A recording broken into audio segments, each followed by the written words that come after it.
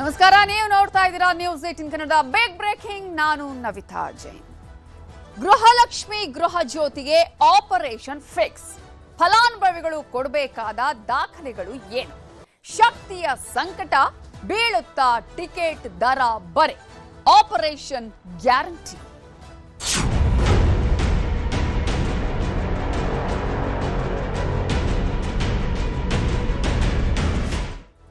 ಕಾಂಗ್ರೆಸ್ ಅಧಿಕಾರಕ್ಕೆ ಬಂದಿದ್ದೇ ಈ ಪಂಚ ಗ್ಯಾರಂಟಿಗಳ ಭರವಸೆಯಿಂದ. ನುಡಿದಂತೆ ನಡೆದಿದ್ದೇವೆ ಅಂತ ಹೇಳಿ 5 ಗ್ಯಾರಂಟಿಗಳನ್ನ ಕೊಟ್ಟಿದ್ದಾಯ್ತು.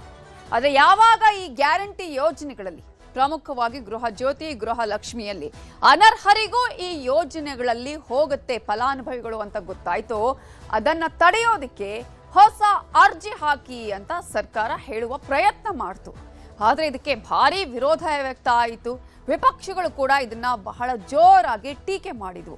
ಯಾವಾಗ ವಿರೋಧ ವ್ಯಕ್ತ ಆಯಿತೋ ಅದನ್ನ ಸರ್ಕಾರ ಈಗ ಕೈ ಬಿಟ್ಟಿದೆ. ಈಗ ಗ್ಯಾರಂಟಿ ಫಲಾನುಭವಿಗಳಿಗೆ ಗುಡ್ ನ್ಯೂಸ್ ಸಿಕ್ಕಿದೆ.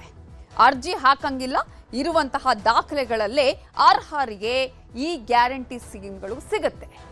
ಇನ್ನೊಂದು ಕಡೆ ಇವತ್ತು ಸಿಎಂ ಡಿಕೆ ಶಿವಕುಮಾರ್ 2ನೇ ಕ್ಯಾಬಿನೆಟ್ ಮೀಟಿಂಗ್ ಮಾಡಿ ಅನೇಕ ಪ್ರಮುಖ ಘೋಷಣೆಗಳನ್ನ ಮಾಡಿದ್ದಾರೆ. ರೈತರಿಗೆ ಬಂಪರ್ ಕೊಟ್ಟಿದ್ದಾರೆ.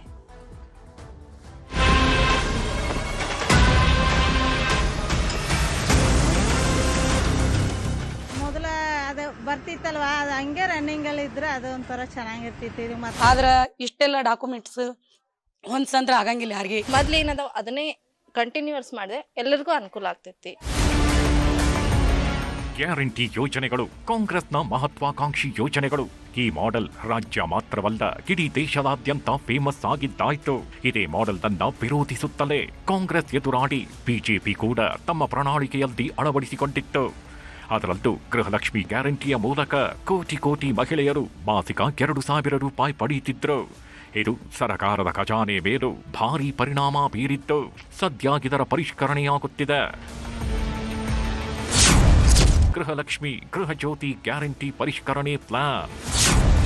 ಹೊಸ ಅರ್ಜಿಗೆ ಬದಲಾಗಿ ದಾಖಲೆಗಳ ಪರಿಶೀಲನೆ. ಗೃಹಲಕ್ಷ್ಮಿ ಗ್ಯಾರಂಟಿ ಫಲಾನುಭವಿಗಳು ಹೊಸದಾಗಿ ಅರ್ಜಿ ಸಲ್ಲಿಸಬೇಕಾಗತ್ತೆ ಅಂತ ಕಳೆದ ವಾರ ಸಿಎಂ ಡಿಕೆ ಶಿವಕುಮಾರ್ ಹೇಳಿದ್ರು. ಹೀಗಾಗಿ ಇದು ಫಲಾನುಭವಿಗಳಲ್ಲಿ ಭಾರಿ ಆತಂಕ ಸೃಷ್ಟಿ ಮಾಡಿತ್ತು. ಅಲ್ಲದೆ ಜನರಿಂದ ವಿರೋಧವೂ ವ್ಯಕ್ತವಾಗಿತ್ತು. ಆದ್ರೀಗ ಸರ್ಕಾರ ತಮ್ಮ ನಿರ್ಧಾರದಲ್ಲಿ ಮಾರ್ಪಾಡು ಮಾಡಿತ್ತು. ಅರ್ಹರಿಗೆ ಮಾತ್ರ ಸೌಲಭ್ಯ ತಲುಪಿಸಲು ಮತ್ತು ಅನರ್ಹರನ್ನು ಪಟ್ಟಿಯಿಂದ ಕೈಬಿಡಲು ದಾಖಲೆಗಳ ಮರುಪರಿಶೀಲನೆ ಪ್ರಕ್ರಿಯೆಗೆ ನಿರ್ಧರಿಸಲಾಗಿದೆ. ಈ ಬಗ್ಗೆ ಸಿಎಂ ನೇತೃತ್ವದಲ್ಲಿ ನಡೆದ ಗ್ಯಾರಂಟಿ ಅನುಷ್ಠಾನ ಸಮಿತಿ ಸಭೆಯಲ್ಲಿ ತೀರ್ಮಾನಿಸಲಾಗಿದೆ. ಪರಿಷ್ಕರಣೆ ಅಥವಾ ಮರುಪರಿಶೀಲನೆ ಅರ್ಜಿ ಬಗ್ಗೆ ಅಧ್ಯಯನ ಮಾಡಿ 1 ವಾರದೊಳಗೆ ಸೂಕ್ತ ಪರಿಹಾರಕ್ಕೆ ಸಿಎಂ ಸೂಚನೆ ನೀಡಿದ್ದಾರೆ ಎನ್ನಲಾಗ್ತಿದೆ. ಗೃಹಲಕ್ಷ್ಮಿ ಗೃಹ ಜ್ಯೋತಿ ದುರುಪಯೋಗಕ್ಕೆ ಬ್ರೇಕ್ ಹಾಕುವುದು ಸರ್ಕಾರದ ಪ್ರಮುಖ ಆದ್ಯತೆಯಾಗಿದೆ. ಒಬ್ಬ ಅರ್ಹ ಫಲಾನುಭವಿಗೂ ಗ್ಯಾರಂಟಿ ಕೈತಪ್ಪಬಾರದು. ಅನರ್ಹ ಫಲಾನುಭವಿಗಳನ್ನ ಮಾತ್ರ ಪತ್ತೆ ಮಾಡಿ ಅವರನ್ನ ಯೋಜನೆಯಿಂದ ಹೊರಗಿಡುವುದಾಗಿದೆ. ಅಲ್ಲದೆ ಕೆಲವು ಬ್ಯಾಂಕ್ಗಳು ಸಾಲದ ಹಣಕ್ಕೆ ಗೃಹಲಕ್ಷ್ಮಿ ಹಣವನ್ನ ಜಮೆ ಮಾಡಿಕೊಳ್ಳಲಾಗ್ತಿದೆ. ಸಾಲದ ಹಣ ಆಗಿದ್ದವರು ಖಾತೆ ಬದಲಾಯಿಸುತ್ತಿದ್ದಾರೆ. ಇದು ಸಮಸ್ಯೆಯಾಗಿದೆ. ಇನ್ನು ಸಾಲಗಾರರನ್ನು ಪತ್ತೆ ಮಾಡಿ ಹಣ ಸಿಗುವಂತೆ ಮಾಡುವುದರ ಜೊತೆಗೆ ಮೃತರ ಖಾತೆಗೆ ತೆರಿಗೆ ಕಟ್ಟೋರಿಗೆ ಯೋಜನೆಯ ಹಣ ಸಿಗಬಾರದು ಅಂತ ನಿರ್ಧರಿಸಲಾಗಿದೆ.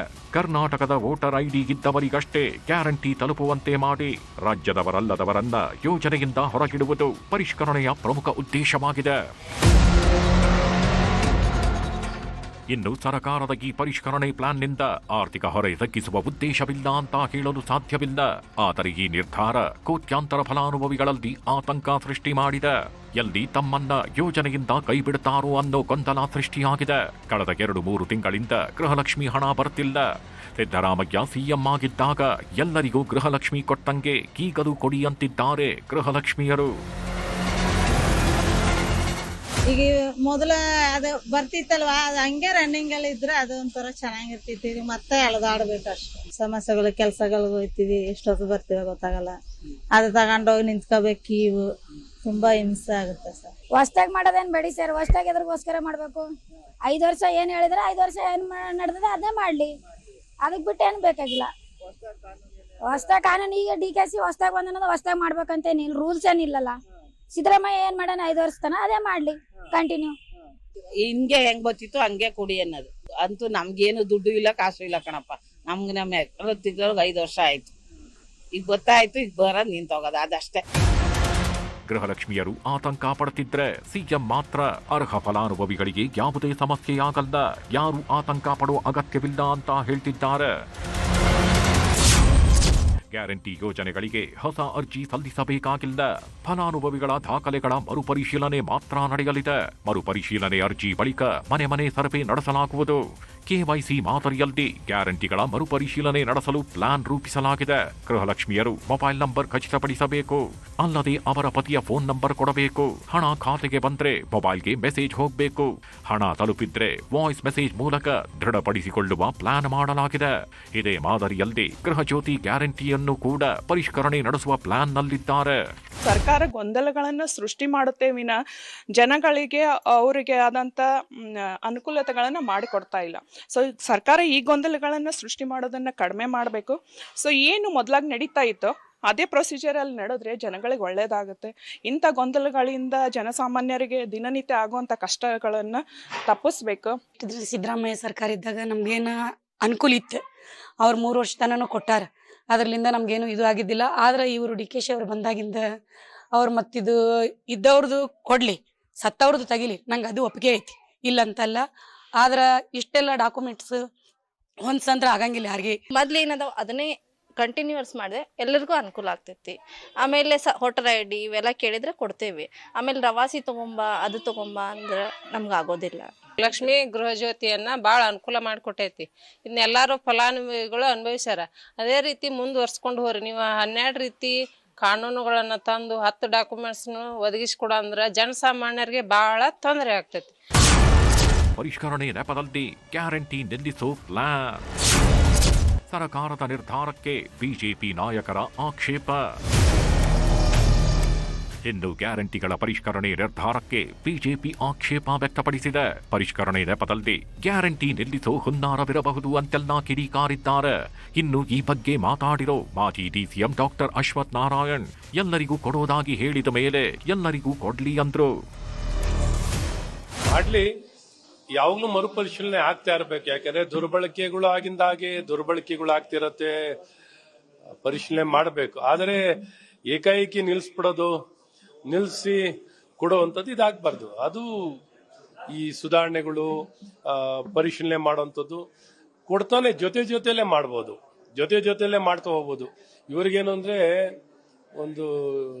ಒಂದು ಪಿಳ್ಳೆ ನವ ಥರ ಒಂದು ಕಾರಣ, ಹಣ ಕೊಡೋದನ್ನ ನಿಲ್ಸಕ್ಕೆ ಒಂದು ಕಾರಣ ತಗೋತಾರೆ. ಈ ರೀತಿ ತಗೋಬಾರ್ದು. ಯಾವಾಗಲೂ ಅಷ್ಟೇ, ಯಾವುದೇ ಒಂದು ಪ್ರಬಲವಾದ ಜನಪ್ರಿಯವಾದಂಥ ಒಂದು ನಿರ್ಧಾರಗಳನ್ನ ತಗೊಂಡಂಥ ಸಂದರ್ಭದಲ್ಲಿ ಟೀಕೆ ಟಿಪ್ಪಣಿಗಳು ಬರೋದು ಸಹಜ. ಅದೇ ಟೀಕೆ ಟಿಪ್ಪಣಿಗಳು ಯಾವಾಗ ಅದು ಮಾಯ ಆಗ್ತವೆ ಅಂತ ಅಂದರೆ, ಅದು ಜನರ ಮನ್ನಣೆ ಸಿಕ್ಕಂಥ ಸಂದರ್ಭದಲ್ಲಿ ಅದು ಮಾಯ ಆಗುತ್ತೆ. ಈ ಗ್ಯಾರಂಟಿಗಳಿಗೆ ಜನಮನ್ನಣೆ ಸಿಕ್ಕಿ ನಮ್ಮ ಸರ್ಕಾರ ಬಂದಂಥ ಎಲ್ಲ ಬೈ ಎಲೆಕ್ಷನ್ಸ್ನು ಕೂಡ ನಾವು ಗೆದ್ಕೊಂಡು ಬಂದ್ವಿ. ಗ್ಯಾರಂಟಿ ಶಾಕ್ ಜೊತೆ ಬಸ್ ಪ್ರಯಾಣಿಕರಿಗೆ ಬಿಸಿ. ಸಾರಿಗೆ ಪ್ರಯಾಣ ದರ ಹೆಚ್ಚಿಸುತ್ತ ರಾಜ್ಯ ಸರ್ಕಾರ. ಗೃಹಲಕ್ಷ್ಮಿ ಗೃಹಜ್ಯೋತಿ ಗ್ಯಾರಂಟಿಗಳ ಪರಿಷ್ಕರಣೆ ಜೊತೆಗೆ ಈಗ ಶಕ್ತಿ ಯೋಜನೆಯಿಂದಾಗಿ ಬೆಲೆ ಏರಿಕೆಯ ತಲೆಬಿಸಿ ಶುರುವಾಗಿದೆ. ಶಕ್ತಿ ಯೋಜನೆಯಿಂದಾಗಿ 5,173 ಕೋಟಿ ರೂಪಾಯಿಗಳ ಹೊರೆ ನಿಗಮಗಳ ಮೇಲೆ ಬಿದ್ದಿದೆ. ಬಸ್ ಟಿಕೆಟ್ ದರ ಹೆಚ್ಚಳ ಅನಿವಾರ್ಯವಾಗಿದೆ. ಇಲ್ಲದಿದ್ದರೆ ಕೊರತೆ ಮೊತ್ತವನ್ನು ತಕ್ಷಣವೇ ಬಿಡುಗಡೆ ಮಾಡಿ ಅಂತ ಸಾರಿಗೆ ನಿಗಮಗಳು ಸರ್ಕಾರಕ್ಕೆ ಒತ್ತಾಯಿಸಿವೆ. ಅಲ್ಲದೆ ಇದು ಜನರಿಗೆ ಬಿಸಿ ತುಪ್ಪವಾಗೋ ಸಾಧ್ಯತೆ ಇದೆ. ಅಲ್ಲದೆ ಸಾರ್ವಜನಿಕ ಸಾರಿಗೆ ಬಳಕೆ ಹೆಚ್ಚಿಸಲು ಟಿಕೆಟ್ ದರ ಇಳಿಸಬೇಕು ಅಂತ ಬಿಜೆಪಿ ಒತ್ತಾಯಿಸಿದೆ. ಈಗ ಏನಾಗಿದೆ ಅಂತ ಅಂದರೆ, ಪ್ರೈವೇಟ್ ಡೀಸೆಲ್ ಬೆಲೆ, ನಾವು ಡಿಪೋಲ್ ತೆಗೆದುಕೊಂಡು ಡೀಸೆಲ್ ಬೆಲೆಗೂ there is big difference. More than 40 rupees ಏನೋ ಡಿಫ್ರೆನ್ಸ್ ಕಾಣ್ತಾ ಇದೆ.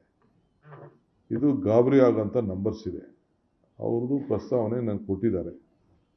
ಈ ಕೆಲವರೆಲ್ಲ ಏನು ಮಾಡ್ತಾಯಿದ್ದಾರೆ, ಹೋಗಿ ಬೇರೆಯವರೆಲ್ಲ ಖಾಸಗಿಯವ್ರು ಏನು ಮಾಡ್ತಾಯಿದ್ದಾರೆ ಅಂತಂದರೆ, ಡಬ್ಬಗಳು ಎತ್ಕೊಂಡು ಹೋಗ್ಬಿಟ್ಟು ಅಲ್ಲಿ ಡಿಪೋ ಇಟ್ಕೊಂಡಿದ್ರು ಪ್ರೈವೇಟವರು.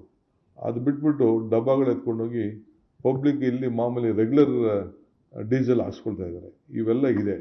ಅದ್ರ ಬಗ್ಗೆ ಒಂದು ರಿಪೋರ್ಟ್ ಕೇಳಿದ್ದೀನಿ ನಾನು. ನಾವು ಮೊದಲೆಲ್ಲ ಆಟೋಮೆಟಿಕ್ಕಾಗಿ ಏನು ಡೀಸೆಲ್ ಬೆಲೆ ಜಾಸ್ತಿ ಆಯಿತು ಅಂತಂದರೆ, ಹಿಂದೆ ನಾವು ಆಟೋಮೆಟಿಕ್ಕಾಗಿ ಇದನ್ನು ಪ್ರೈಸ್ನ ಜಾಸ್ತಿ ಮಾಡಬೇಕು ಅನ್ನೋದು ಒಂದು ತೀರ್ಮಾನ ಹಿಂದೆ ಆಗಿತ್ತು. ಈಗ ಇದ್ರ ಬಗ್ಗೆ ನಾನು ಮತ್ತೆ ಪರಿಶೀಲನೆಯನ್ನು ನಾವು ಮಾಡಬೇಕು. ಮಾಡಿಬಿಟ್ಟು ನಾವು KSRTCನೂ ಉಳಿಬೇಕು, ಜನರಿಗೂ ಅನುಕೂಲ ಆಗಬೇಕು. ಈ ಬೆಲೆಗೆ ಅಂದರೆ, ಏಕೆಂದರೆ ಪ್ರೈಮ್ ಮಿನಿಸ್ಟ್ರೇ ನಮಗೆಲ್ಲ ರಿಕ್ವೆಸ್ಟ್ ಮಾಡಿದ್ದಾರೆ, ನೀವು ಬಸ್ಸಲ್ಲಿ ಓಡಾಡಬೇಕು, ಪಬ್ಲಿಕ್ ಪೆಟ್ರೋಲ್ ಉಳಿಸ್ಬೇಕು, ಡೀಸೆಲ್ ಉಳಿಸ್ಬೇಕು. ಅವ್ರದ್ದು ಏನೋ ಮಾರ್ಗದರ್ಶನ ಎಲ್ಲ ಇದೆ. ಅವ್ರದ್ದೆಲ್ಲ ಕೂಡ ನಾವು ಗಮನದಲ್ಲಿ ಇಟ್ಕೊಂಡು ರಾಜ್ಯದ ಹಿತಕ್ಕೆ ಏನು ಮಾಡ್ಲಿಕ್ಕೆ ಸಾಧ್ಯ, ಜನರ ಹಿತಕ್ಕೆ ಏನು ಮಾಡ್ಲಿಕ್ಕೆ ಸಾಧ್ಯ, will take A decision at earliest possible. ಇನ್ನು ಬಸ್ಸಿನ ದರ ನಾನು ಈ ಸರ್ಕಾರವನ್ನು ಕೇಳ್ಕೊತೀನಿ, ಈಗಿರುವಂಥ ಬಸ್ಸಿನ ದರ ಅಥವಾ ಮೆಟ್ರೋ ದರವನ್ನು 50% ಇಳಿಸಿ. ನಾನು ಒಬ್ಬ ಕನ್ಸ್ಟ್ರಕ್ಟಿವ್ ಅಪೋಸಿಷನ್ ಆಗಿ ಹೇಳ್ತಿರೋದು, ನಿಮಗೂ ಒಳ್ಳೆ ಆಶೀರ್ವಾದ ಜನರಿಂದ ಸಿಗುತ್ತೆ. ಒಂದು ಯೋಗ್ಯವಾಗಿರುವಂಥ ವೈಜ್ಞಾನಿಕವಾಗಿ ಜವಾಬ್ದಾರಿತವಾದಂಥ ನಿರ್ಧಾರ ಮಾಡಿದಂತ ಆಗುತ್ತೆ. ನಾನು ಯಾಕಂದ್ರೆ ಜನರ ಸಮಸ್ಯೆಯನ್ನು ನೋಡಿಕೊಂಡು ಇವತ್ತು ಜವಾಬ್ದಾರಿತವಾಗಿ ಈ ಹೇಳಿಕೆಯನ್ನ ಕೊಡ್ತಾ ಇದ್ದೀನಿ. ಇದು ಸಾರಿಗೆ, ಗೃಹಲಕ್ಷ್ಮಿ, ಗೃಹಜ್ಯೋತಿ, ಶಕ್ತಿ ಯೋಜನೆಗಳ ಪರಿಷ್ಕರಣೆಯ ವಿಚಾರ. ಸಿಎಂ ಡಿಕೆ ಶಿವಕುಮಾರ್ ನೇತೃತ್ವದಲ್ಲಿ ನಡೆದ 2ನೇ ಕ್ಯಾಬಿನೆಟ್ ಸಭೆಯಲ್ಲಿ ಕೆಲ ಮಹತ್ವದ ನಿರ್ಧಾರಗಳನ್ನು ಕೈಗೊಳ್ಳಲಾಗಿದೆ.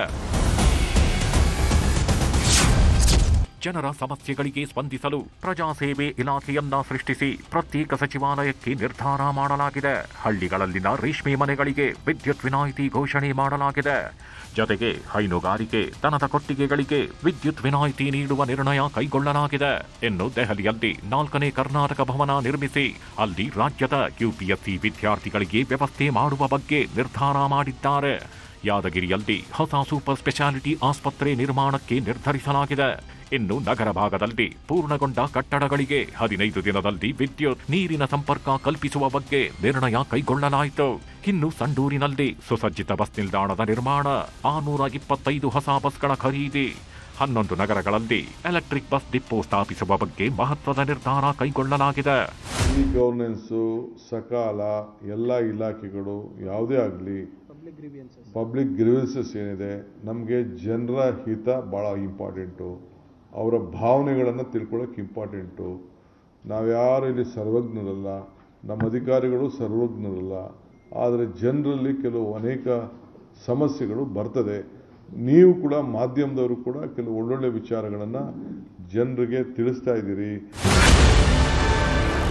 ಗ್ಯಾರಂಟಿಗಳ ಪರಿಷ್ಕರಣೆ ಚರ್ಚೆ ಮಧ್ಯೆ ಸಂಪುಟ ನಿರ್ಣಯಗಳು ಜನರಿಗೆ ಹತ್ತಿರವಾಗಿವೆ. ಮತ್ತೊಂದೆಡೆ ಗ್ಯಾರಂಟಿ ಪರಿಷ್ಕರಣೆ ಪ್ರಕ್ರಿಯೆ ಮುಂದಿನ ವಾರದಿಂದಲೇ ಆರಂಭವಾಗುವ ಸಾಧ್ಯತೆ ಇದೆ. ಇದು ಫಲಾನುಭವಿಗಳಲ್ಲಿ ಕೊಂಚ ಗೊಂದಲ ಸೃಷ್ಟಿಸಿರೋದಂತೂ ಸತ್ಯ. Bureau report, news 18.